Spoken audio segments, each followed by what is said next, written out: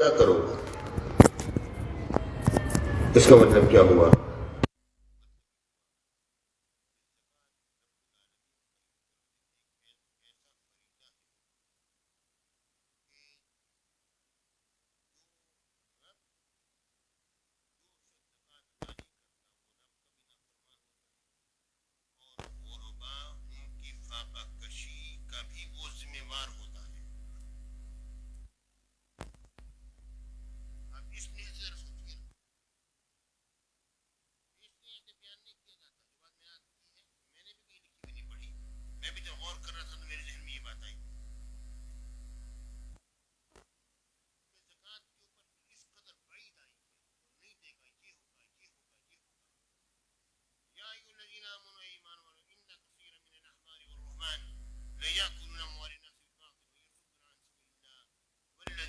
يكنزون الذهب والفضة ولا ينفقون في سبيل الله فبشرهم بعذاب أليم يوم يحمى عليها في نار جهنم فتقوى بها جباههم وجنوبهم وظهورهم.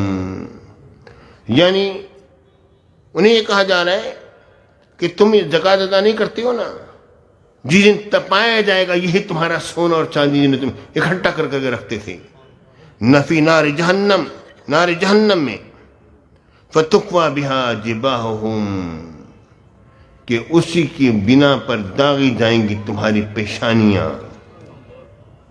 وجنوبهم تمہارے پہلو، وظہورهم تمہاری پیٹھیں، تمہاری پشتیں اسی بھی اس بنا پر داغی جائیں گی. هذا ما کنزتم، یہ ہے وہ تمہارا خزانہ جسے کہ تم سنبھال کے رکھتے تھے، اب اس سے تم پناہ چاہتے ہو. یہ کیسے ہے؟ فَذُوقُوا مَا كُنْتُمْ تَكْنِزُونَ، اب چکھو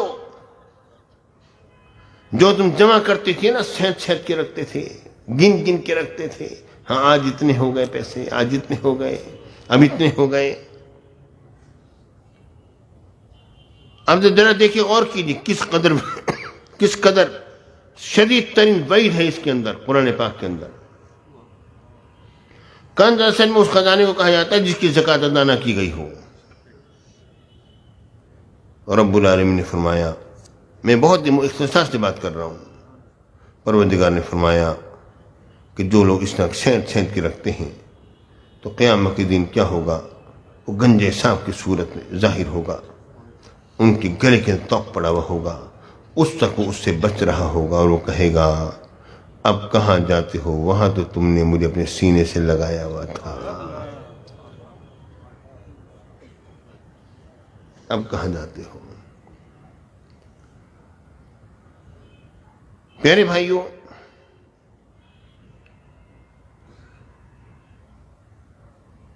زکوٰۃ ایک انتہائی اہم ترین فریضہ ہے. انسان اگر غور کرے، جو بات میں نے پہلے عرض کی اس پر ذرا غور کرو. جب زکوٰۃ نہیں دو گی، تم کیا دیکھ رہے ہو؟ تمہارے غریب مسلمان، ان کے بچے بھوکے سو رہے ہیں. اللہ نے تم پر ایک فرض کی ہے ایک چیز، وہ تم نہیں دے رہے ہو. تم دیندار ہو اس چیز کے، تمہاری جان نہیں چھوٹے گی. تم نے اس کا خرچہ کرنا ہے، اپنے عزیز و اقارب پر بھی کرنا ہے، اپنے محلے داروں پر بھی کرنا ہے، اپنے دین پر بھی خرچہ کرنا ہے. تمام چیزیں تمہارے ذمے ہیں کہ تم ہر شخص کو اس کا حق ادا کرو. آج کل تو ایک شخص کی اتنی زکوٰۃ نکلتی ہے، اگر ادا کرے. صحیح بات کہتا ہوں، اگر جو ہمارے زکوٰۃ دینے والے ہیں اگر صحیح طور پر زکوٰۃ نکال دیں تو اس ملک میں خوشحالی ہی خوشحالی ہو جائے. اب دیکھیں، غور فرمائیے. اب میں بات کو مختصر کر رہا ہوں، کہنے کے لیے میرے پاس بڑا مواد تھا، میں تیار ہو کر آیا تھا، لیکن اس وقت میں عبادت کروں گا کہ ثعلبہ بن حاطب میرے آقا حضور علیہ السلام کی بارگاہ میں حاضر ہوا.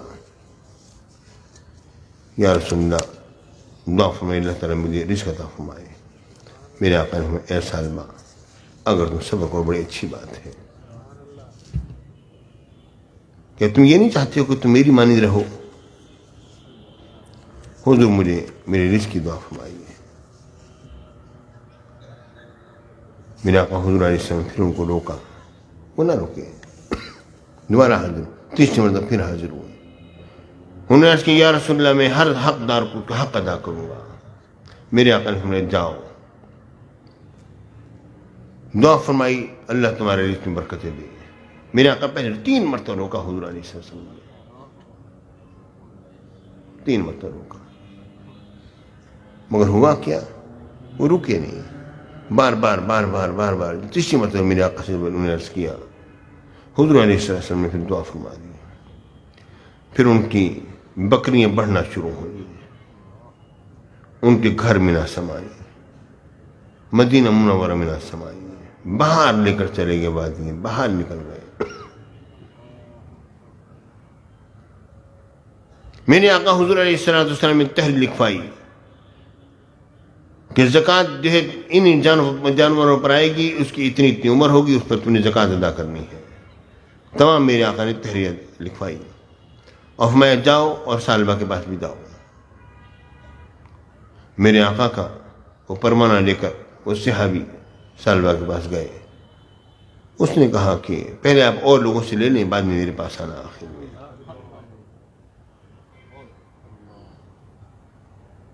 وہ لینے کے لیے باہر نکلے اور لوگوں سے وصول کر لیا.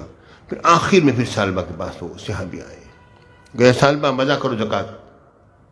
وہ کہا یہ تو مصر جزیہ ہے، جزیہ ہے ایک طرح سے.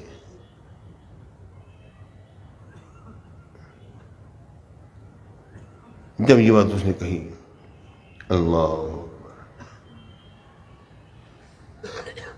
اتنا کہنا تھا، اس صحابی واپس آئے. میرے آقا کی باری ہے، تم جا کے انہوں نے عرض کیا یا رسول اللہ اس طرح کہتے ہیں.